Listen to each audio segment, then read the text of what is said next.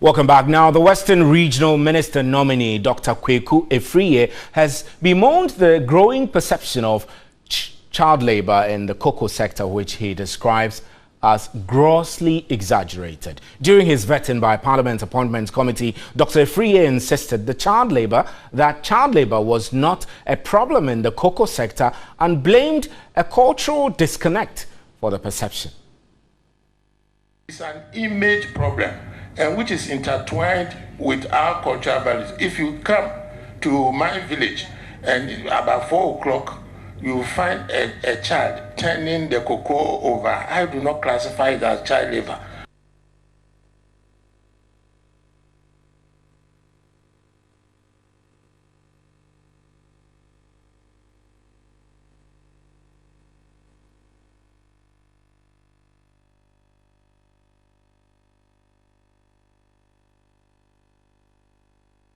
Right, so let's take you through some of the statistics of child labor and the current situation in the country before we go into a detailed discussion of that. Now, the figures show that an estimated 1.9 million children are involved in child labor in Ghana, and of this figure, these children, they are mostly 5 to 17 years of age and engaged in child labor. So, well, anyone who gets the impression that these are misrepresented or over-exaggerated might be joking about the situation. But these figures we gave you are sourced from the Child Labor Interagency Country Report of February 2016.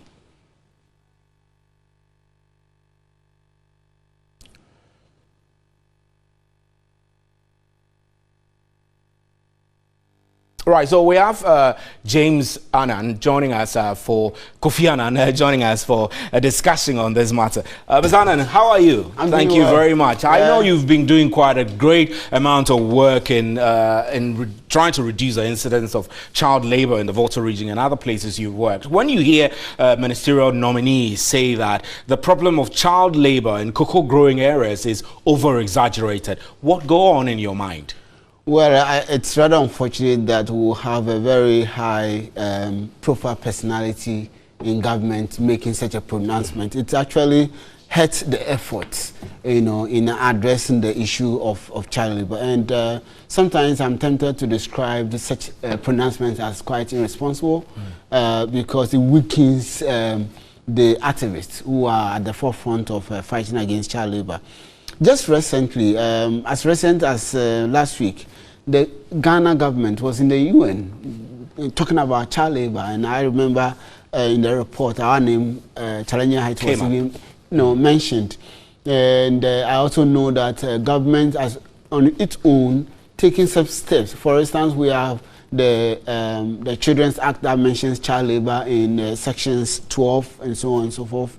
We have the National Plan of Action Against Child Labor that was supposed to have eradicated child labor by the year So 2015. all these policies are in existence, and so all these are commitments made by governments, whether NDC or MPP government. It is the Ghana government. So I'm sure that you're saying this on the back of the fact that if based on all these commitments governments have made, anyone going to be in charge of a sensitive area like that could say that it's over-exaggerated, and we all need to be doing a rethinking. Of course. I mean, if you look at the figure that you turn out, the figure is not coming from me. The figure is coming from ILO. ILO is an international organization that is in a tripartite relationship with government. So when they produce a report, you want to believe it.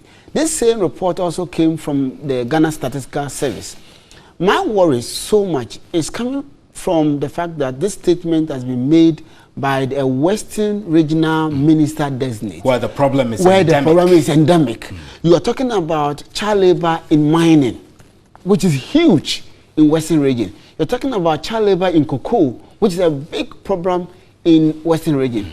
Now we are seeing a phenomenon of a child in prostitution in the Western region because of the oil find. Yeah. And so if we have a minister who is going to be in charge of Western region making such a pronouncement, then we are in trouble.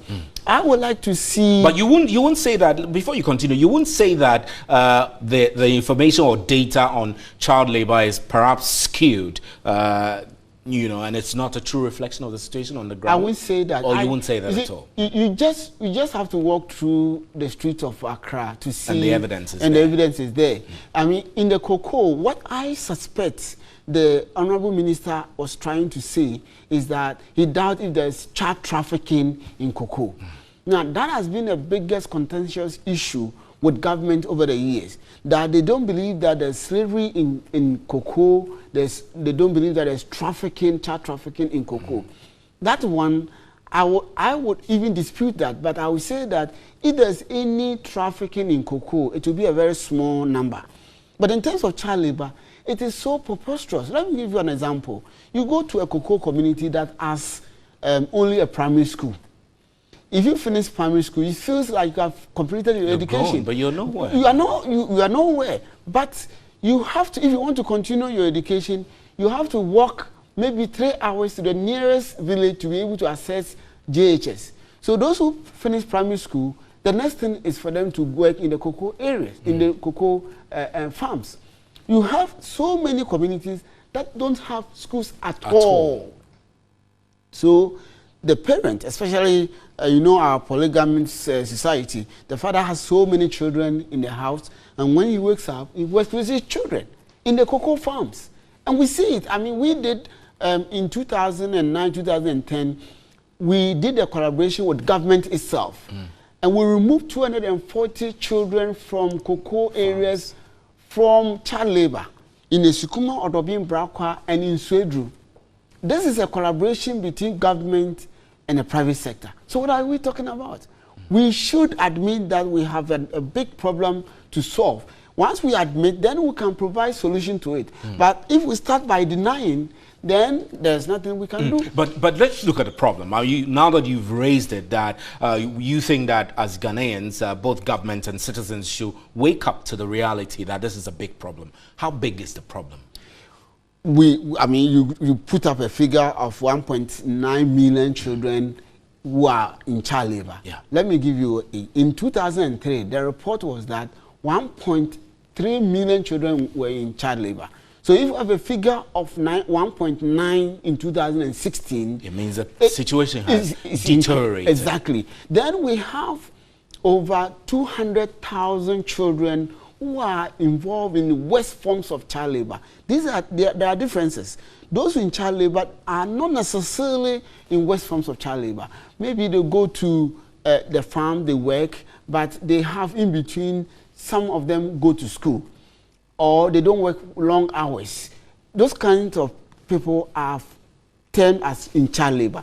But those who don't go to school at all, they work from morning to evening. They are involved in West. Are these children forced to work or compelled, coerced, or what? I mean, what will make a child who is supposed to be of school-going age not go to school and choose to be on the farm or fishing on the Volta Lake, for example? You see, and I'm glad you have mentioned the Volta Lake. We have over 21,000 children working in trafficking in Volta Lake. So their problem is huge. On the Volta Lake, we have 49,000 children who are there working. But out of that, 21,000 can be found to be in West form child labor, in trafficking, in slavery, and so on and so forth. Now, what will compel a child to work instead of going to school? We're talking about parents whose occupation is fishing. So poverty is the main thing. Poverty is the main thing. And we are also here talking about parents who are poor and therefore sell their children. And my word is selling their children to other fishermen to work with. And when they sell their children, there's a contract, and they work for long hours, sometimes 17 hours a day, working. And you know how much some of them are sold for? 50 Ghana cedis. Unbelievable. Unbelievable. But that is the situation. And you and I would have to admit that is the situation we are confronted with, and therefore we must work to provide solution to it. Right, Don't James. deny it. Mr. Kofi Annan, we're grateful for your time. I know that we would love to discuss this a little longer, and we're very confident that with time we will get to the bottom of these issues and work with you more closely to unveil some of the alarming statistics we're hearing and reading about on child labor. This is News at 10.